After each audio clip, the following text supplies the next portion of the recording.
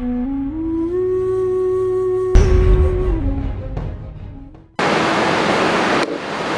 मित्र ने लिखा है, एक बार सजगता पर बोलते समय एक जगह पर आपने कहा है कि देखने की घटना में जब देखने वाला है तो दृश्य भी है, अन्यथा सब एक शून्य की स्थिति है। जब देखने वाला विलीन होता है तो दृश्य भी विलीन हो जाता है।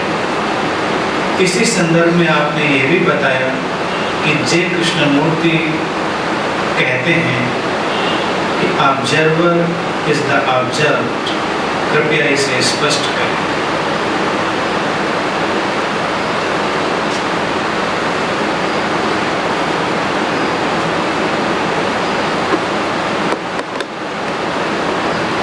ये पूरे जीवन का और आध्यात्मिकता का सार है, निचोड़, एसेंस।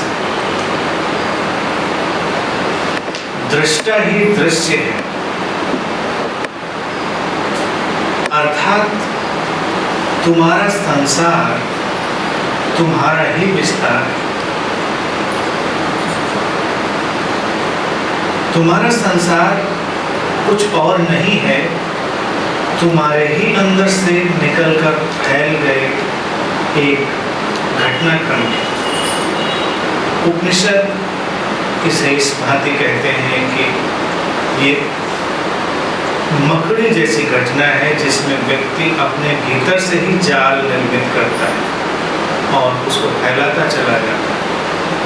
फिर उस जाल में कभी तुम भी फंसते हो, कभी दूसरे भी फंसते हैं। वो जाल सुख भी लाता है, दुख भी लाता है, पीड़ा भी लाता है, विषाद भी लाता है, लेकिन सब तुम्हारा ही लाया हुआ है। इसको तुम देर सवेर भूल जाते हो, तब लगने लगता है कि कुछ गड़बड़ है। हम प्राय अपने जीवन को ऐसे जीते हैं कि जो दृश्य है, अर्थात जो दिखाई दे रहा है और जो देखने वाला है, इसके बीच में एक अंतराल पैदा कर देते हैं, इसके बीच में एक गैप पैदा कर देते हैं। ऑब्जर्वर और ऑब्जर्व के बीच में हम गैप पैदा कर देते हैं जो कि है नहीं, वो केवल हमारे काल्पनिक अवस्था में है, वो कहीं भी वास्तविकता में नहीं स्थित। और ये जो अंतराल हमने पैदा कर लिया है, इसमें ही हमारे लिए सारे दुख की स्थितियों का निर्माण कर रहे हैं। क्योंकि जब दृश्य अलग है और देखने वाला अलग है, तो तुम्हें लगता है कि बहुत सारी चीजें संभव हैं। दृश्य में बदलाव संभव, हम दृश्य में बदलाव करते हैं और उस बदलाव से अपने जीवन को बदल रहे हैं। लेकिन हम ये भूल जाते हैं कि ये तो वो जो देखने वाला था, दृष्टा, उसी से निकलकर फैला था दृश्य। ये जो प्रोजेक्टर था वो अंदर ही था, उस प्रोजेक्टर से ही निकलकर वो किरणें पर्दे पर फैली थी, जिसे हमने दृश्य की तरह जाना था। वो किरणें प्रोजेक्टर के अंदर सिमट जाएंगी तो पर्दा भी खाली हो जाएगा और प्रोजेक्टर भी खाली हो जाएगा। यानी कि दृष्टा और दृश्य एक साथ ही जन्मते हैं और एक साथ ही जाते हैं। दृश्य के अलगाव की स्थिति में ही व्यक्ति के जीवन में बहुत सारे भ्रमों का निर्माण हो, बहुत सारे इल्यूजन्स। पहला इल्यूजन तो सामाजिक है, व्यवहारिक है, जिसमें व्यक्ति को लगता है कि मेरी स्थिति के लिए दूसरे ही जिम्मेदार हैं और कहीं न कहीं दूसरों को ठीक होना है, कहीं न कहीं दूसरों को समझाना है, सुधारना है। ये स्थितियां किसी भी डिग्री और फ्रीक्वेंसी पर वैरी करती हैं, कभी थोड़ी हल्की फुल्की, कभी ज्यादा गंभीर। तुम्हें लगता है कि दूसरा ऐसा है इसलिए तुम ऐसे हो और अपने पूरे जीवन को प्रभावित किए ले रहे हो।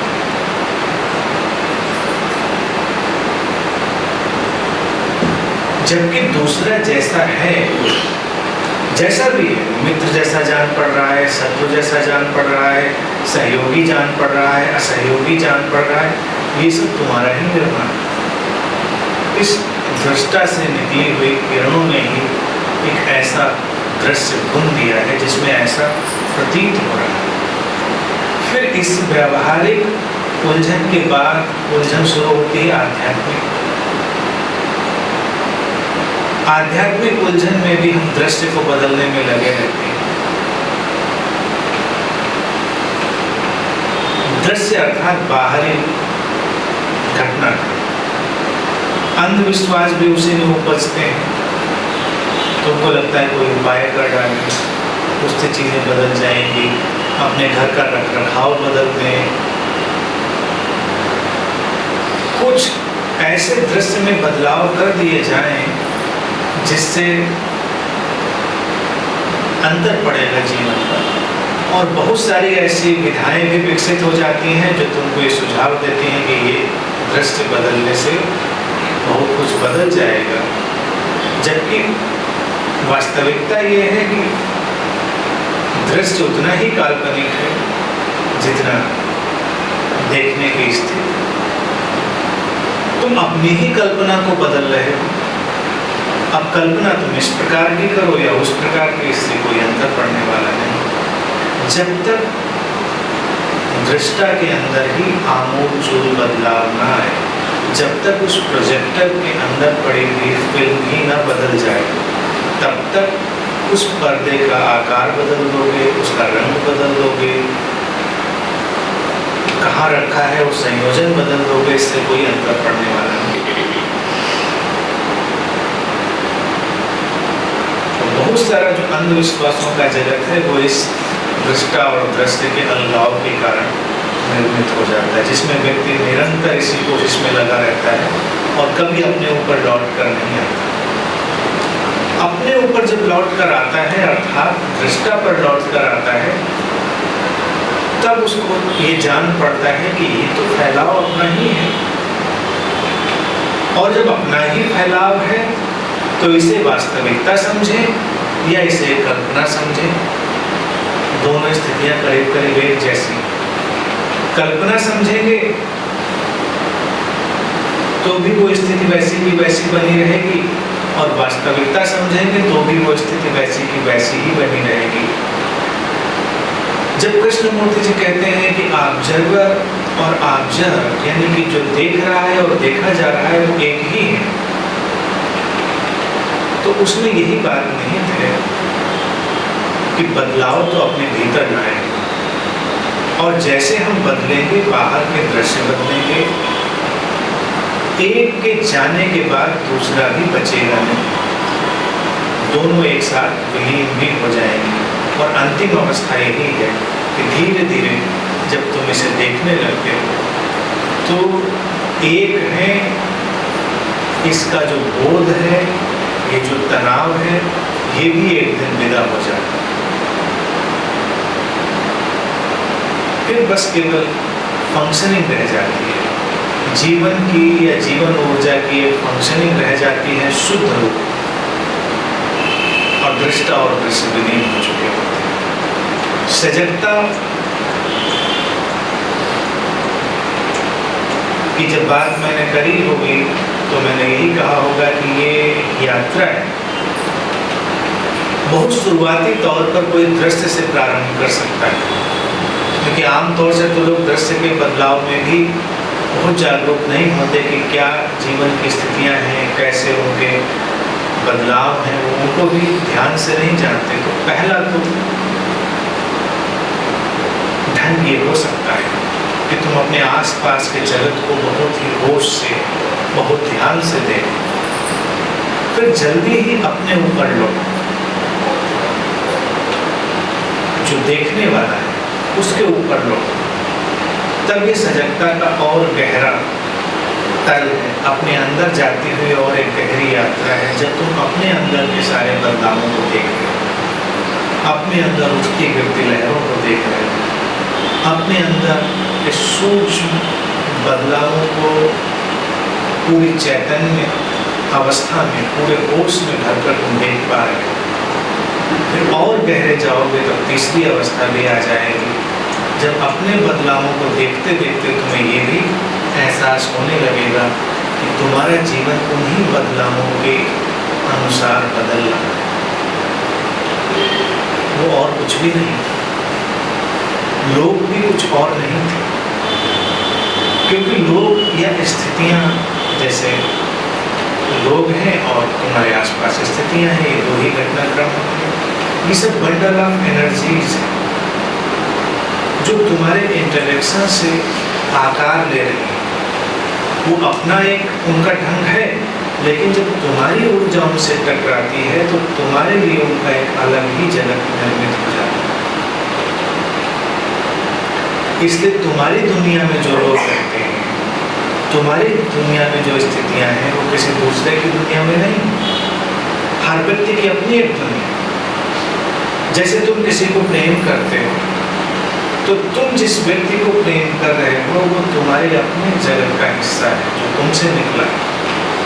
तुम भी वैसे ही उसके जगत के हिस्से हो, ये आवश्यक नहीं, क्योंकि उसने अपनी दुनिया की रचना करी है, वो उसके अंदर से निकली है। उसकी जो होश की अवस्था होगी, उसकी सजगता की जो अवस्था होगी, उसके चैतन्य की जो अवस्था होगी, उससे ही उसका जगत बना होगा। और इसीलिए टकराहट, जब तुम अपने बजाय दूसरों को ज़्यादा ध्यान देने लगते हो तो सारी टकराहट पैदा होने लगती है। अगर ये बात समझी जा सके तो इसका ये जो सरल पहलू है कि हर व्यक्ति ने अपनी चैतन्य की अवस्था के अनुसार अपने जगत का एक निर्माण कर रखा है। अर्थात हर दृष्टा का अपना एक दृश्य है। जैसे तुम अपना सपना देखते हो तो उस सपने की तुम्हारी संरचना है, घटनाक्रम। कोई उसमें पार्टिसिपेट नहीं करता या नहीं करता है। तुम अपना सपना देख रहे हो, उसमें बहुत सारी कैरेक्टर्स, स्थितियां हैं, कभी अच्छी हैं, कभी बुरी हैं, कभी तुम परेशान हो, कभी तुम बहुत ही प्रसन्न हो। लेकिन जब तुम्हारी आँख खुलती है तो सपना पूरा पूरा जा चुका, क्योंकि जो सपने में देखने वाला था और जो दिखाई दे रहा था वो दोनों एक साथ जा चुके। वहाँ दोनों एक साथ थे तो दोनों का एक साथ फैलाव था। हमारा जीवन भी ऐसा ही है। अतीत के सारे सद्गुरु यही कहते रहे हैं कि जीवन होश से भरकर देखे गए सपने जैसा है, या उसको इस प्रकार भी कहते हैं कि ये जो संसार है ये परमात्मा का एक स्वप्न है, ड्रीम ऑफ गॉड। उसका अर्थ इतना ही है कि यहाँ पर जितने लोग हैं उन्होंने अपने अपने अनुसार अपना जगत बनाया हुआ है। और जब दो लोग ऐसे कहीं इकट्ठे होते हैं जो इस दृष्टा और दृश्य के विलीन होने की अवस्था में आ चुके होते हैं, तो वही दो लोग वास्तविकता में रिलेट कर पाते हैं, वही लोग वास्तविकता में संबंधित हो पाते हैं। अन्यथा तो सब एक images, pseudo images, dream world, सब टकरा रहा है सपनों का जगत,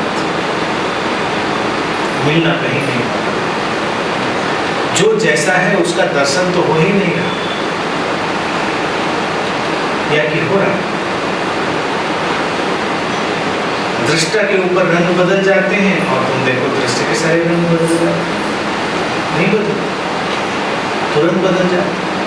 तुम बहुत रोमांटिक मूड में हो तो चंद्रमा तुम्हें बहुत प्यारा दिखाई देता है, खूबसूरत दिखाई देता है, अपने लव्ड वन, अपने प्रेमी या प्रेसी के चेहरे जैसा जान पड़ता है। तुम परेशान होने लगो तो वही चंद्रमा भी धीरे धीरे तुम्हें अड़चन करने लगेगा। तुम्हें लगेगा कि तुम इतने दुखी हो और ये देखो कितने अच्छे से चमक रहा है, अड़चन होती है। फिर तुम बहुत भूख में चले जाओ तो वो चंद्रमा तुम्हें आश्चर्य नहीं कि रोटी जैसा भी जान पड़ने लगे। एक कवि ने ऐसा ही लिखा है कि चंद्रमा आसमान में तैरते हुए रोटी जैसा, क्योंकि दृष्टा की स्थिति बदल गई है।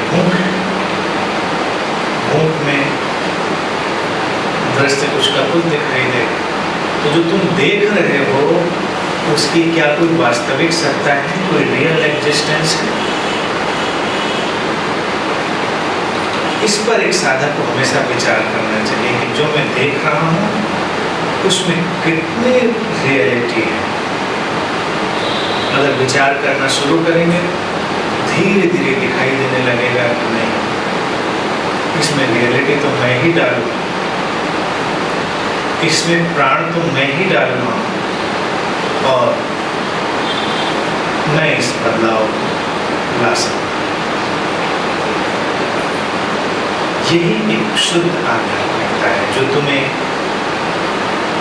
अंधविश्वासों से मुक्त करती है, तुम्हें छद्म कल्पनाओं से मुक्त करती है और तुम्हें अपने ऊपर लौटाती है, यानी कि दृष्टा के ऊपर, ऑब्जर्वर के ऊपर लौटाती है और उसके अंदर एक अपरिसीम शक्ति है। शक्ति ये नहीं कि तुम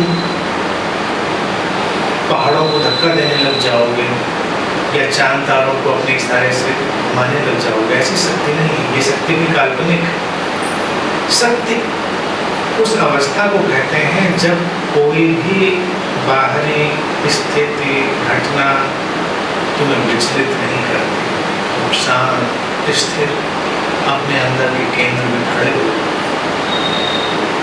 दृष्टा और दृश्य जब विलीन हो गए होते हैं या एक हो गए होते हैं, दोनों एक ही अवस्था है,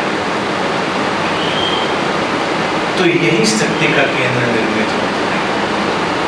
तो तुम किसी भी चीज के पीछे नहीं भाग रहे हो, न तुम किसी से मनोहार कर रहे हो, न तुम कोई प्रार्थना कर रहे हो, न तुम कोई याचना कर रहे हो, तुम बस ठहरे हो और तुम्हारे ठहराव से और तुम्हारी शांति से फिर एक नया जगत निर्मित हो, शुद्ध जैसा है वैसा, और तुम बहुत बदलाव लाने की स्थिति में।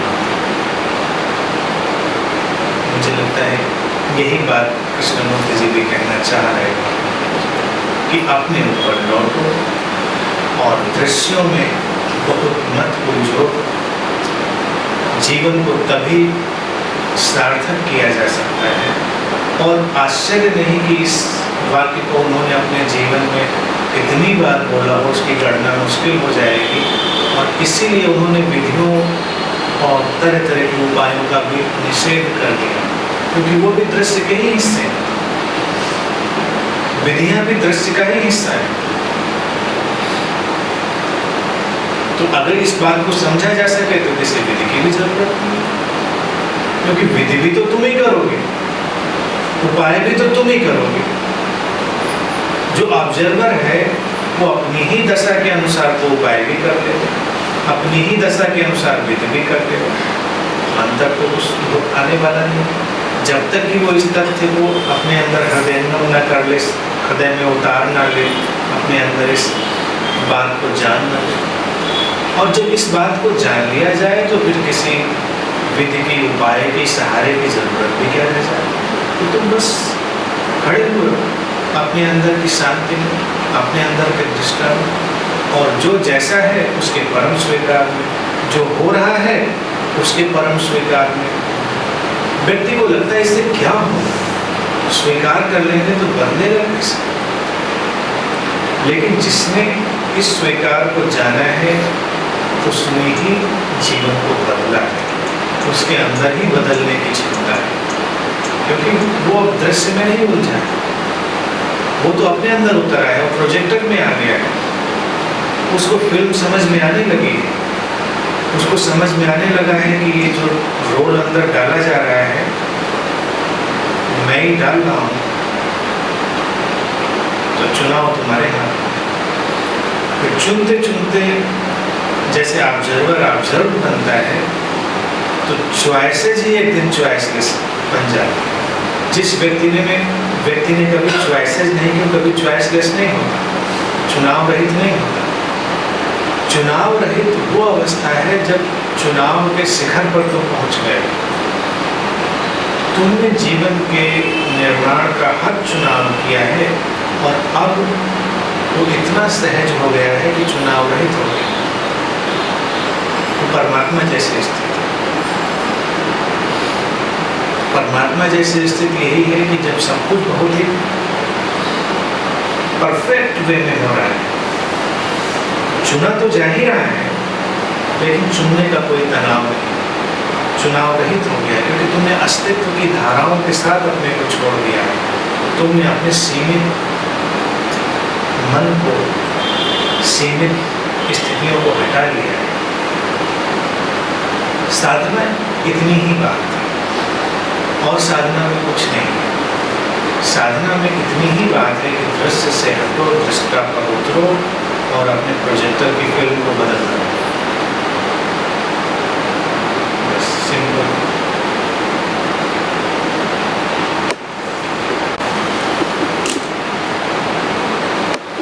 जो व्यक्ति सजग नहीं है वो दृश्य में उलझा है और बहुत गंभीर है,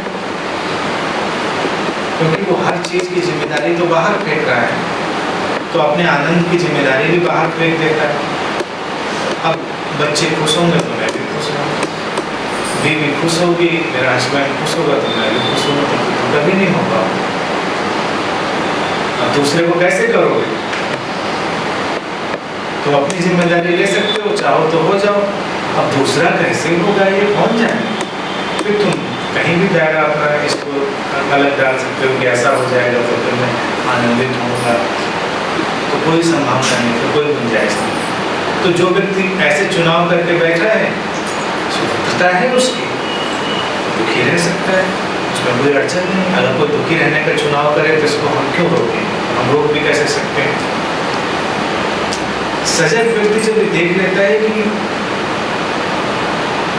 ये तो व्यक्ति जैसा है उसका निर्माता ये खुद है, और मैं अपने जीवन और अपने संसार का निर्माता खुद हूँ, तो उसका दृष्टा जो है जागृत होता है, या कहें वो ट्रांसपेरेंट होने लगता है। और फिर उसकी जो तरंगें हैं या उनकी जो किरणें हैं या उनकी जो ऊर्जा है, वो हो सकता है दूसरे व्यक्ति में या दृश्य में कोई बदलाव लाए, लेकिन वो बदलाव लाने के लिए ये काम नहीं कर रहा है। उसने अपनी प्रसन्नता का, अपने आनंद का चुनाव स्वयं किया।